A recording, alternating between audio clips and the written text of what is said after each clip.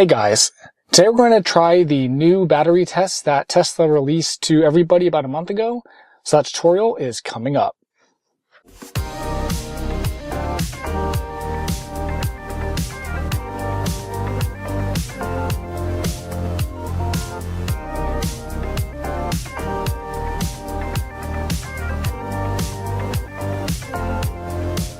So if you follow all the updates religiously, you'll notice that on 2025.8.3, that was about a month ago, they actually came out with the battery health test that you can do on your own now. So before, you'd have to go into service mode and kind of be like a data nerd to figure out how to get in there, and then you could do the battery test that way. But now they've actually put it into just the normal UI so anybody can do it, and it's super easy. So it's a little bit about our car. It's a 2018 Model 3. It's about 6.5 years old now, has almost 40,000 miles on it. So it's not a ton of miles.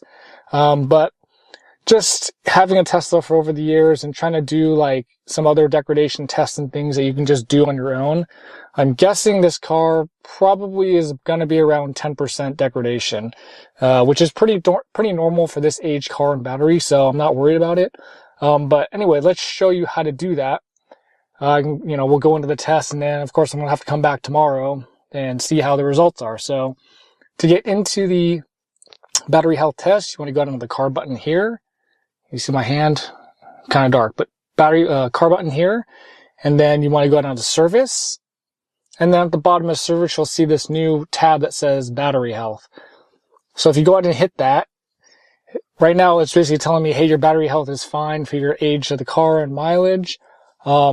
But I want to see what the actual percentage is, because all this is just, it's fine. But I want to see what the percentage is. So all this thing is saying is just, degradation happens when the car's old, blah, blah, blah, blah. So you can hit battery health test, and you've got to be under 20% SOC, state of charge. So right now I'm at 11. And then there's all these different things that you have to, hit these benchmarks basically so you can do this. I guess the only really important thing besides 20% is you got to have a home charger. So wall connector, mobile connector, or any, 48 amp would probably be the best charger. But it has to have at least 5 kilowatt of power. So basically any level 2 will work. And then basically this whole thing says 13, it's going to take at least like up to 13 hours, but I've seen actually a lot more, up to like 18. So just, plan on not being able to use your car for a full 24 hours. And then that's basically it. So just hit it, and then it'll tell you, and it's kind of nice too, because it'll tell you on your app as well, like what your percentage is, which is kind of nice, because I want to see it. Well, it doesn't matter where, but I just want to be able to see it somewhere. So I think it gives you updates on the app. So I'll try and show those as well. So that's really all there is to it. So let's push the button and see what happens. So as you can see, before you began all the benchmarks, like I said, I've hit, so I can start the test and let it go for, we'll see how long. I'll tell you guys how long it takes too. So we hit start test. It says 13 hours remaining. Discharging battery 11%. So, climate control may be disabled, all these other things. So, immediately I hit it, and I can already hear the fans going for it sounds like the HVAC or something, or maybe the battery, whatever. So, test is done. So I'm going to let it go, and I will see you guys tomorrow when this is done. So side note, if you want to see what was going on in the app while the tests are running, this is what it looks like. Basically, it said that battery health test was going, and it ended up draining the car all the way down to 5%.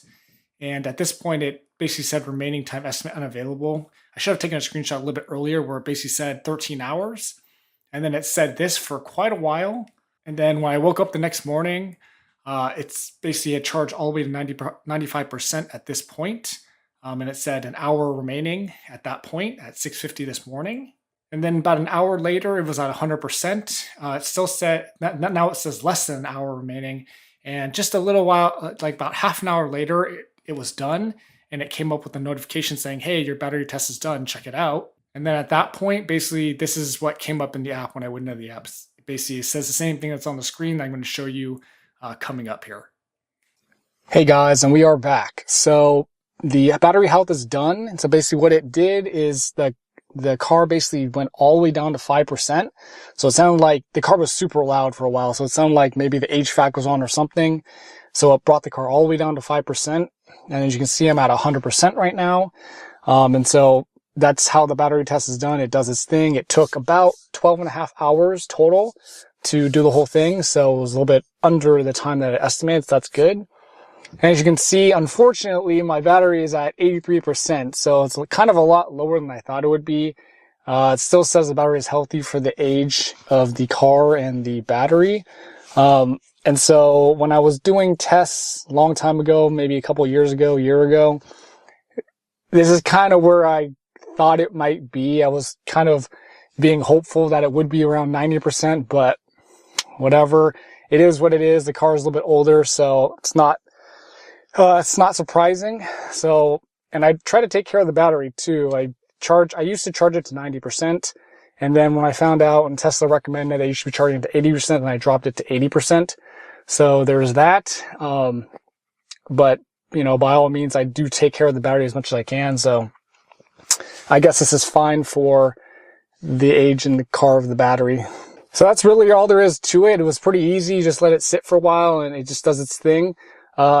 Also, you don't want to leave it at 100%. So what I'm going to do is I'm just going to turn on the HVAC for a while and burn it down to like 95% or something. So that way the electrons have somewhere to move, because 100% is going to cause more degradation if you leave it there for too long. So that's what we're going to do.